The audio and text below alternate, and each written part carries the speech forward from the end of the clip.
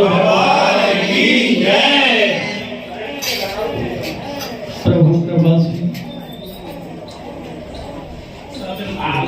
2 महीने के करीब कुछ समय मौन धारण किया, उससे परम शांति प्राप्त हुई।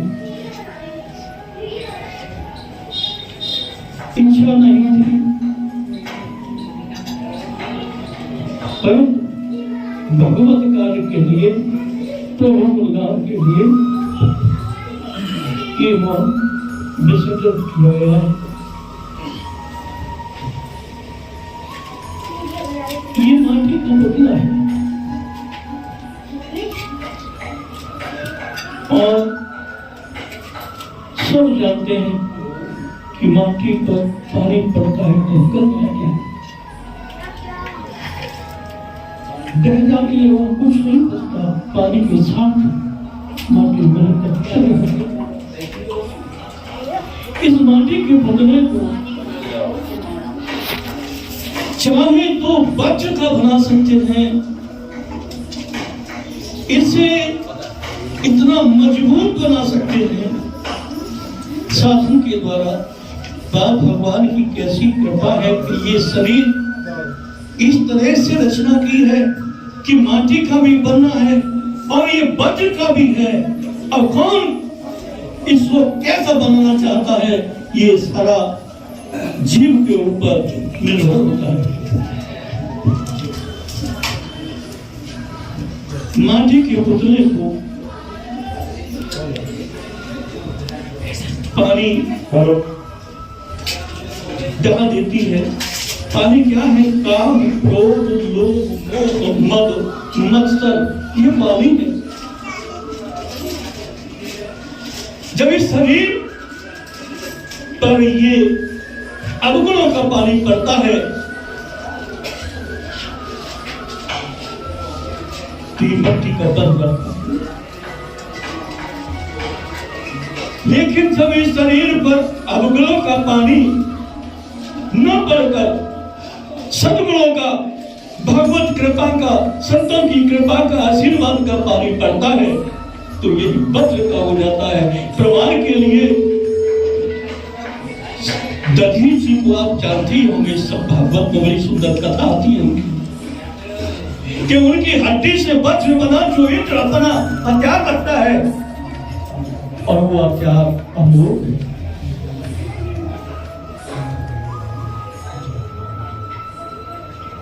एक छोटा सा प्रकरण है। एक राजा की यहाँ रानी की सेवा में एक दासी रहती थी। दासी का पति राजा के बाग में माली का काम करता था। दोनों पत्नी रानी की सेवा में, पति राजा की बाग में सेवा करता। दोनों में अथाह प्रेम थी। एक दिन राजमहल में कुछ उत्सव था तो रानी ने कहा कि तू किसी एक पुरुष को ले आना, वो उस कार्य को कर देगा। दासी ने कहा ठीक है महारानी। वो अपने पति को उस दिन उस राजमहल में लेकर आई। उसके पति ने जो कार्य बताया वो पूरा किया। उसी समय रानी की एक कन्या पुत्री जो परम सुंदर थी, बहुत सुंदर थी, वो वहां होकर निकली और उस माली की नजर उस कन्या पर पड़ी। माली काबू में नहीं रहा, डर गया, लेकिन कुछ कह तो सकता नहीं है, कुछ कर सकता नहीं है। जानता है कि मैंने कुछ भी कहा या सुना तो मुझे फांसी की सजा।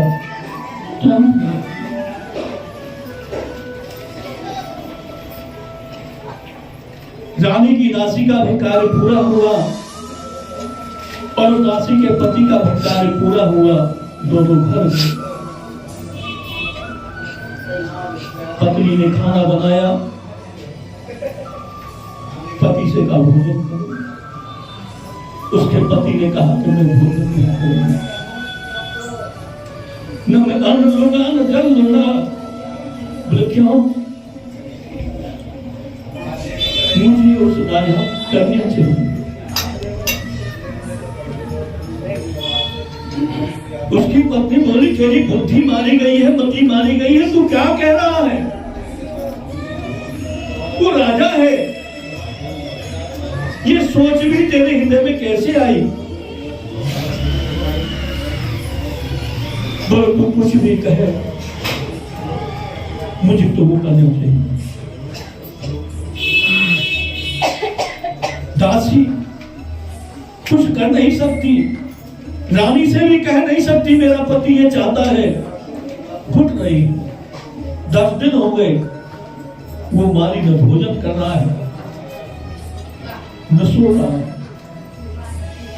राजा की कन्या पुकार। 1 महीना गुजर गया बिना जलपान के।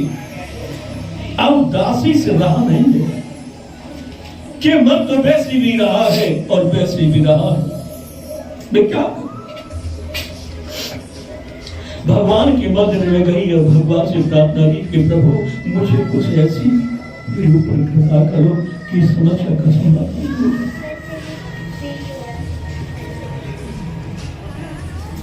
राजमहल में तो उसे रोजाना हाजिरी लगानी गई हूं। रानी ने देखा कि पूछा क्या परेशानी है तुझे, क्यों तू दुखी है?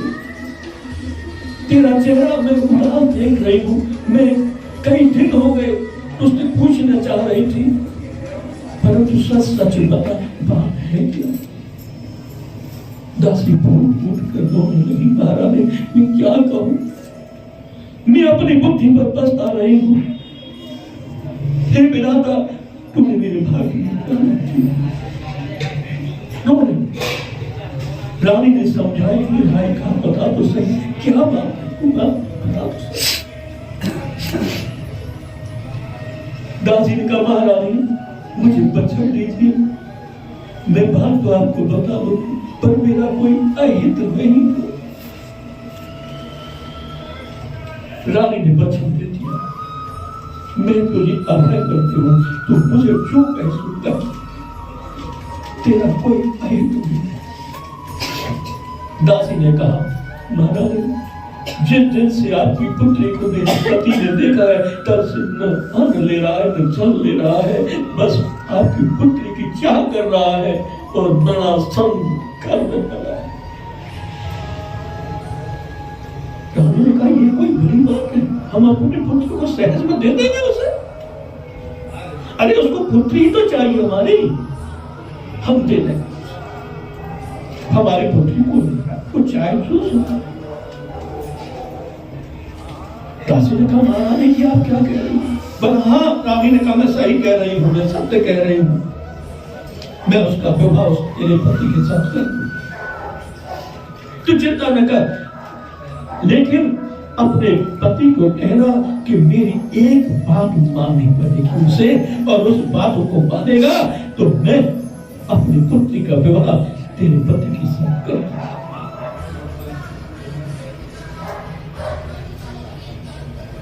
दासी बड़ी खुश हुई, घर पहुंची, पति से कहा तुम्हारी चाह पूरी हुई। रानी ने हाँ कर दी, तुम्हें अपनी पुत्री देगी, लेकिन रानी की कुछ बात है, कुछ शर्त है तो तुम्हें माननी पड़ेगी। उसके बाद तुम्हारा विवाह महारानी जी अपनी पुत्री से कर। अब तो मानी बात पसंद हुई। रानी ने तो बनाई था दूसरे दिन सोए पथ पत्नी दोनों महारानी के राजमहल पर पहुंचे। महारानी ने पूछा माली से क्या तू सच में मेरी पुत्री को चाहता है? माली ने कहा मैं सच में आपकी, तो मेरी पुत्री के लिए तो क्या कर सकता है? महारानी जी आप कहें सो नहीं कर सकता, आपकी पुत्री के लिए मैं अपनी जान भी दे सकता। रानी ने कहा नहीं, मुझे जान की आवश्यकता नहीं है, तू मुझे अपने कर्म का वचन दे, मैं तुझसे जो कहूं वो करेगा। 1 साल तुमने मेरी बात मान ली और कार्य किया तो मैं अपनी कन्या का विवाह तेरे साथ करूंगा। मां सहज प्रसन्नता के साथ स्वीकार कर, सब स्वीकार कर। तो रानी ने कहा सुन, तुम 1 साल भर मंदिर पर रहेगा, मात्र 1 साल मंदिर पर रहेगा। मेरा 1 साल का ही बस शर्त है, 1 साल पूरा होते ही मैं अपनी कन्या का विवाह तेरे से करूं।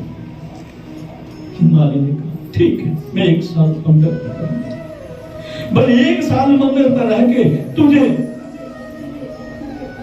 हमारे राजमहल से जो भोजन जाएगा वो ही करना, और जब पहुंचेगा तब ही करना। बोले ठीक है वहां।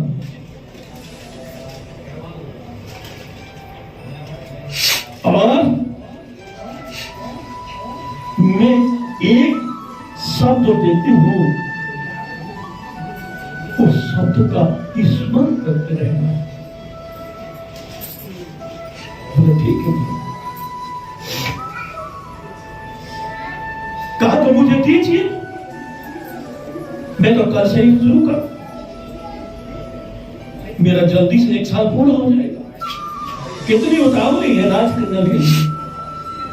रानी का ठीक है, तो साधु की पोशाक मंगाई और उस मालिक को दी और उसने कहा कि देख तू कृष्ण कृष्ण कृष्ण कृष्ण राम राम कृष्ण कृष्ण राम राम कृष्ण कृष्ण कहते रहना, 1 साल तक बंद नहीं करना। और भोजन सो हमारे यहां से पहुंचेगा, वही पहुंचे।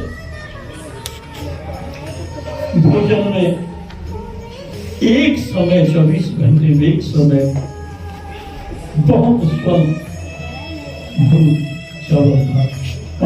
बहुत कम मात्रा, बहुत कम मात्रा में, जिससे प्राण भी न जाए और शरीर भी न जाए।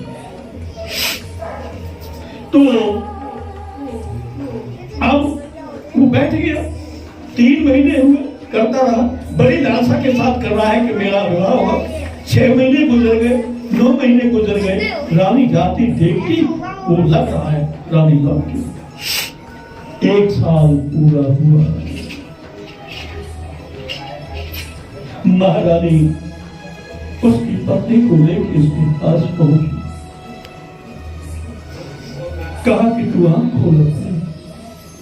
उसने आंख खोला, देखा कि महारानी खड़ी है, मेरी पत्नी। तो कहो महारानी, मैं अपनी पुत्री का विवाह तेरे साथ करना चाहती हूँ, कल की उसकी सगाई लगन वगैरह सब तेरे साथ हुई। वो खड़ा हुआ, महारानी के चरणों में लेट गया कि महारानी मुझे माफ करना, तुमने मेरे ऊपर बड़ी कृपा की है, अब मुझे तुम्हारी लड़की की कोई चाह नहीं, मुझे तो राम की चाह है, मुझे तो कृष्ण की चाह है, मुझे कोई विवाह नहीं करना।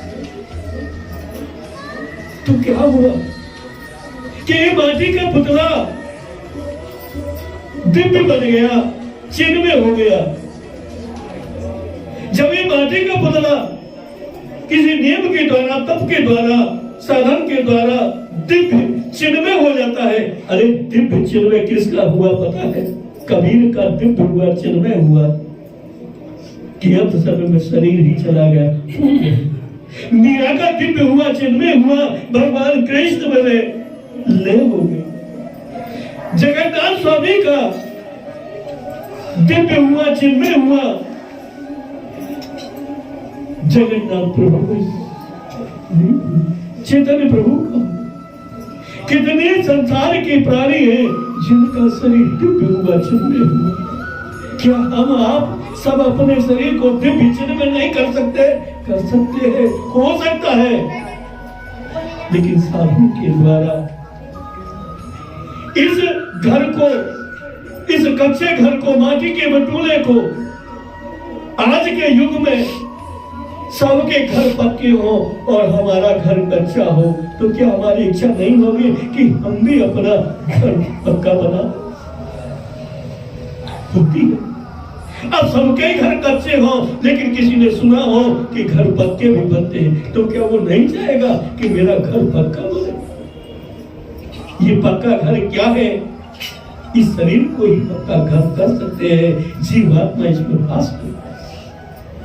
तो ये साधन के द्वारा संभव है। मैं ज्यादा समय नहीं लूंगा। बोलो सच्चिदानंद भगवान की जय। 2 मिनट भगवत नाम का कीर्तन, उसके बाद सुंदरकांड आरती, फिर प्रसाद करते। राजा राम राजा राम राजा राम जय राजा राम राजा राम।